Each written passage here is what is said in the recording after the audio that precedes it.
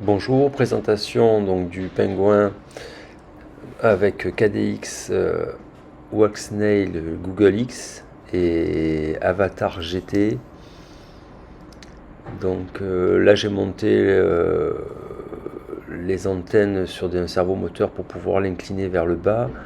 Ça procure une meilleure propagation du signal vers le bas, puisqu'on est souvent en bas quand on télécommande et l'avion est en haut, donc il vaut mieux envoyer le signal du haut vers le bas.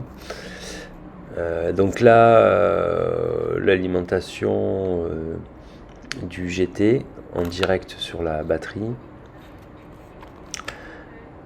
Et le récepteur, c'est un Radiomaster RP3 ELRS.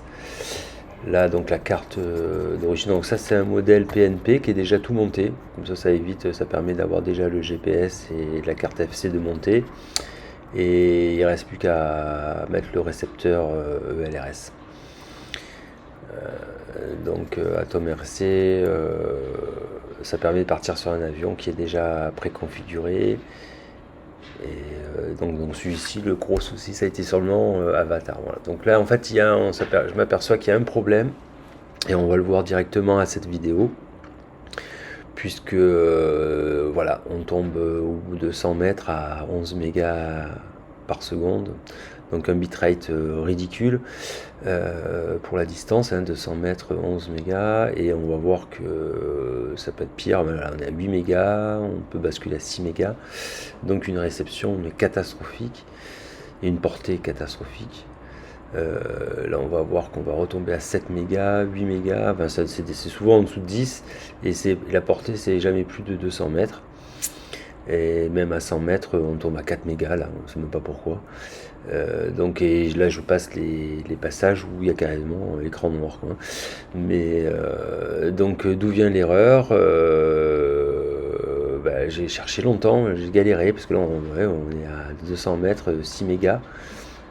Vu la configuration en Avatar GT en 2 mini-watts, 2000 mW, c'est quand même assez important. C'est ce qu'il y a de plus important, c'est plus important que DJI déjà, que les Google et les Integra et les Google 2. Mais là, on voit bien que voilà, ça peut basculer, se retrouver à vraiment très très très bas au niveau réception, ce qui n'était pas possible. Voilà, donc la bonne réception, c'était à 10 mètres. Donc d'où vient le problème? En fait, le problème, j'ai mis longtemps à le trouver. Le problème, j'avais voulu mettre un petit bec pour réduire la tension à 12 volts. Mais en fait, le bec, il a pas supporté la charge, parce qu'en fait, il devait pas donner assez d'ampères. Parce que c'est quand même ça, pour faire 2 watts, il faut quand même pomper. Donc j'ai supprimé le bec et j'ai mis juste un condensateur. Et puis là, donc du coup, là, on se retrouve avec une vraie portée et une vraie distance vidéo, quoi, sur le retour vidéo. Parce que là, on est déjà dans la même distance et on n'est pas redescendu, on est toujours autour des 25 mégabits seconde. Et on voit qu'on est déjà à 300 mètres. Et tout à l'heure, on descendait à 10, voire 5 selon les endroits. Voilà, et donc là je vais monter un peu plus haut. Tac.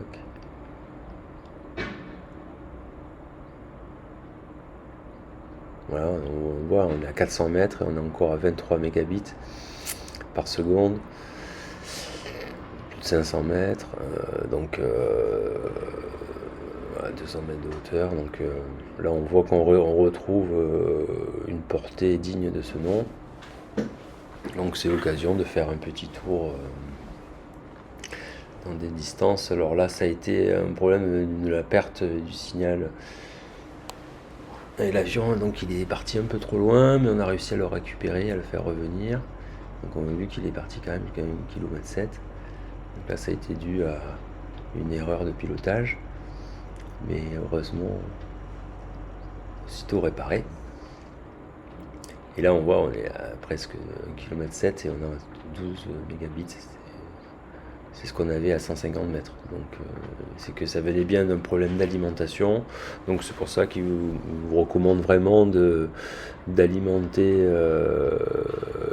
directement, juste avec un condensateur, pour éviter les surtensions. Mais voilà, tant que vous ne dépassez pas les 6S, parce qu'en fait le GT accepte jusqu'à 6S, un peu de 20 volts. Voilà, si vous êtes en 4S, il va l'accepter, et puis voilà, ça vous permet d'avoir, voilà, pour 100 mètres, vous êtes déjà à 25. Et donc là, on voit qu'on a une bonne réception et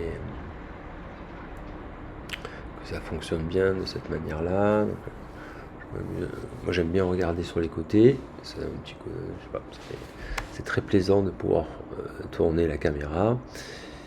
Donc là, je laisse un peu pour le plaisir du pingouin, qui permet d'aller très bas, de voler très doucement, 40-50 km/h, mais alors vraiment sans problème. On peut même descendre plus bas, mais ça devient un peu plus délicat au pilotage. Là, en mode angle, à 40-50 km/h, vous baladez en consommant 6 ampères, 5 ampères. Donc ça permet de faire des vols très très longs, très agréable. Moi, vraiment, je recommande le pingouin en tant qu'avion polyvalent. Alors voilà, il pêche dans certains côtés, il n'est pas spécialisé comme avion, mais au moins il permet de faire beaucoup de choses. Après voilà, pour ceux qui aiment bidouiller, il y a Avatar. Et Avatar Google X, mais bon, il faut quand même faire beaucoup de mises à jour, c'est un suivi constant, il n'y a pas beaucoup d'explications. Là voilà, par exemple comme sur l'alimentation, ils n'expliquent pas que les Google, elles se mettent en portée réduite dès qu'elles voient un voltage inférieur. Donc voilà, ça pose un problème, ça, il faudrait mieux le dire. Ça éviterait d'utiliser un bec. En fait, le fait d'utiliser un bec, ça poussait l'avatar à être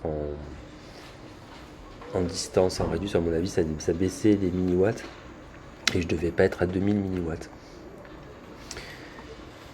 Donc là, on va fonctionner. Donc moi, je l'ai monté avec des trous RC en directionnel. Alors le head tracker, donc là ça n'a pas été concluant. Ils m'ont envoyé quand même gratuitement le produit, ils m'ont envoyé ça gratuitement, mais j'ai jamais su le faire fonctionner. Et puis je crois que ça finit par tomber en panne. Parce qu'au début je recevais un peu les canaux, mais j'arrivais pas trop à attribuer et à régler ça. Puis maintenant après ça finit par plus marcher du tout. J'ai vraiment abandonné, ça n'a pas fonctionné. Comme les sorties HDMI, j'ai jamais réussi à les faire fonctionner non plus. Donc c'est un peu ça le souci de Google, les avatars, c'est cette difficulté-là. Mais ça marche quand même bien et je les recommande parce que ça permet d'aller loin. Alors la sortie de Waltnels OSD Tool permet de rajouter l'OSD dans la vidéo parce que ça se fait pas automatiquement. Voilà, il faut bien sélectionner les fonts, enfin les polices, voilà, et de télécharger la police qui est disponible sur internet. Voilà, bonne journée à tous.